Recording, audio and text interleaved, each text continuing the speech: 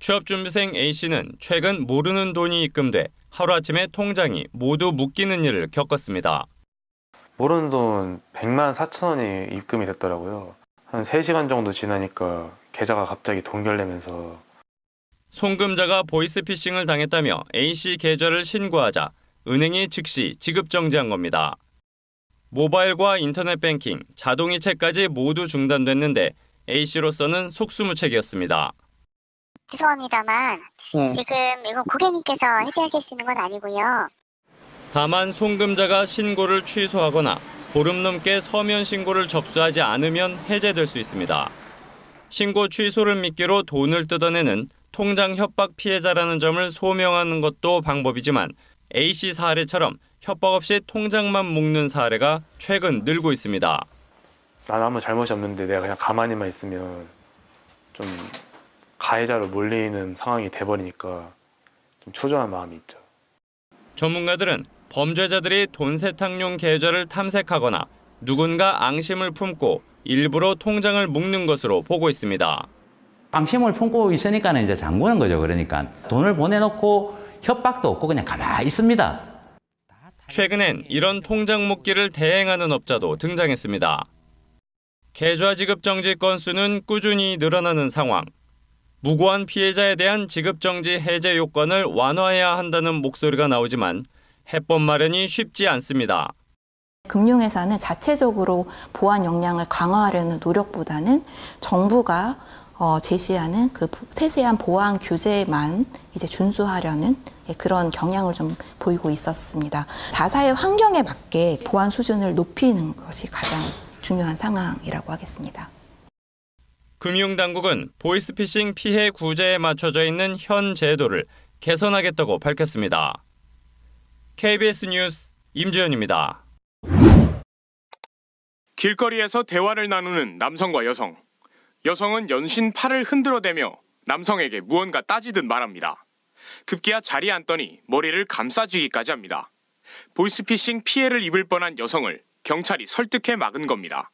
이 여성은 카드 5배송을 미끼로 명의가 도용된 것 같다는 보이스피싱에 속아 1억 9천만 원의 금을 전달책에게 제공하려고 했습니다. 보이스피싱에 연루된 것 같다면서 그걸 되면은 또 다른 게 또 유출돼가지고 제태할 수 있으니까. 또 다른 남성도 같은 방식으로 2억 8천만 원어치 금을 구매해 전달하려던 상황. 검찰을 사칭한 피싱범은 비밀을 엄수하라며 피해자를 심리지배하고 기록이 남지 않는 금을 통해 돈을 빼앗는 방식을 이용했습니다. 수사관들이고 전부 다 금융감독하고 검찰하고 비밀인데 노출하면 안 된다 이러더라고요. 비밀이다 하니까 수사관님이.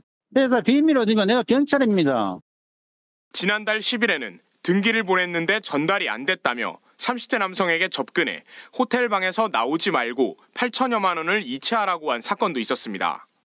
수사기관이 돈을 요구하거나 돈을 요구하지 않더라도 어디 세이프 속으로 감금해라. 경찰 관서가 아닌 다른 기관에 가서 해라라고 하면은 100% 의심하시고. 이런 미끼형 보이스피싱이 기승을 부리며 울산의 보이스피싱 피해액은 지난해 같은 기간 대비 3배 넘게 늘어난 상황. 경찰은 본인이 시키지 않은 물건이나 카드가 배송됐다는 연락은 가짜라며 112로 신고하면 피해를 예방할 수 있다고 강조했습니다. KBS 뉴스 김옥천입니다. 지난달 50대 여성 김모 씨는 모르는 번호로 걸려온 전화를 받았습니다. 저금리 대출을 해주겠다며 개인정보를 작성한 문서를 보내라고 요구하는 전화였습니다. 김 씨가 문서를 보내자 긴급자금 명목으로 1,000만 원을 먼저 입금해 주겠다고 말했습니다. 며칠 뒤 김 씨 통장에 1,000만 원이 입금됐고 김 씨는 계좌 출금이 정지됐다는 안내를 받았습니다. 알고 보니 김 씨 통장이 보이스피싱 범죄에 연루돼 계좌 거래가 정지된 것이었습니다. 1,000만 원을 긴급 출금이라고 해가지고 해주겠다. 그 다음 날부터 똑같은 번호로 계속 전화가 들어왔었는데 제가 안 받았습니다. 경찰서에 가니까 이게 사기 접수가 됐던 거죠. 영문도 모른 채 한순간에 보이스피싱에 연루된 김 씨. 통장 계좌가 묶여 현재 어떠한 거래도 하지 못하고 있습니다. 간이 철렁 내려앉고 답이 하나도 안 보였죠. 카드 또한 지금 연체가 되어 있는 거고, 이 집세 또한 지금 돈 못 내고 있는 상황이고, 그 돈에 대해서는 10원도 좀 건드릴 수가 없는 거예요. 보이스피싱 피해자 보호장치를 악용해 계좌를 묶은 뒤 돈까지 뜯어내는 이른바 통장 묶기 사기 수법입니다. 사기꾼들은 거래 정지를 해제하려면 입금자가 동의를 해줘야 한다며 피해자에게 연락해 돈을 추가로 갈취하는 겁니다. 피해자는 보이스피싱과 무관하다는 사실을 금융당국에 스스로 입증해야 하지만 절차가 까다롭고 은행마다 달라 그 사이 사기꾼의 협박을 받는 2차 피해로 이어질 수 있습니다. 처리하는 방식이 달라서 이제 피해가 이제 산발적으로 발생하는 일들이 좀 있는 것 같아 보이더라고요. 일괄된 조치를 내릴 필요가 있어 보여요. 전문가들은 통장 묶기 피해를 당했을 경우 반드시 금융감독원에 이의 신청하고 협박 전화를 받더라도 돈을 보내지 말아야 한다고 강조했습니다. KBS 뉴스 고민주입니다. 경기도 평택에 사는 A씨는 아파트 잔금을 마련하기 위해 동네 중고거래 앱을 통해 금 15돈을 내놨습니다. 판매 금액은 870만 원. 사겠다는 사람이 금방 나타났고 집 앞 CCTV가 있는 곳에서 거래했습니다. 그런데 며칠 뒤 은행에서 금융사기에 연루됐다는 통보가 왔고 돈이 들어있던 계좌는 거래가 정지됐습니다. A씨는 이달 중순쯤 청약에 당첨된 아파트에 입주할 예정이었는데 통장이 다 막혀 대출이 안 된다며 분양권을 날릴까봐 정신이 멍해진다고 토로했습니다. 이른바 3자 사기로 추정됩니다. 사기범이 판매자와 구매자에게 동시에 접근한 뒤 중간에서 물건과 돈을 모두 가로챈 수법으로 보이스피싱 피해자를 보호하기 위해 범죄에 이용된 계좌는 사용을 막아버리는 걸 악용하는 겁니다. 3자 사기는 경찰 조사에서 범죄 혐의가 없다는 게 증명돼야 정지된 계좌를 풀 수 있는데 그 방법과 절차가 까다롭습니다.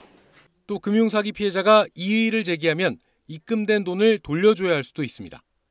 지난해 중고거래 사기 피해 건수는 약 10만 건인데 이 중 3자 사기로 인한 피해는 집계조차 되지 않고 있습니다. 전문가들은 현금화하기 쉬운 금이나 상품권 등을 거래할 땐 구매자와 입금자 명의가 같은지 등을 확인하는 등 각별한 주의를 기울여야 한다고 조언합니다.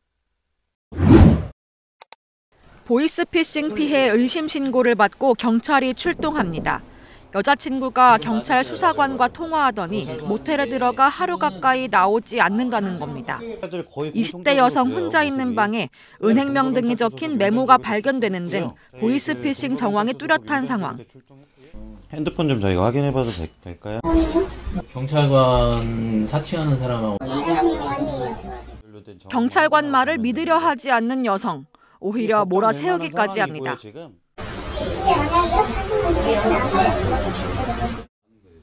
보이스피싱 전담 수사팀까지 나서 1시간가량 설득한 끝에 자신이 사기범들에게 속았음을 깨닫습니다. 바로 전날 검사를 사칭해 여성에게 걸려온 전화. 중고거래 사기 사건에서 여성의 통장 계좌가 발견됐다면서 혼자 있을 수 있는 곳에서 대기하지 않으면 바로 구속하겠다고 겁박했습니다. 여성은 모텔로 이동해 사기범들의 지시로 휴대전화까지 개통했는데 경찰 조사 결과 원격 제어 앱 등 악성 앱이 여러 개 발견됐습니다. 지시에 따르지 않으면은 당장 구속시켜버리겠다. 뭐 이런 식으로 협박을 하는데 일반인들 같은 경우에는 수사 절차에 대해서 잘 모르시다 보니까 경찰은 피해자를 겁박하고 고립시켜 정상적인 사고를 못하도록 하는 보이스피싱 사례가 늘고 있다며 주의를 당부했습니다. KBS 뉴스 이연경입니다.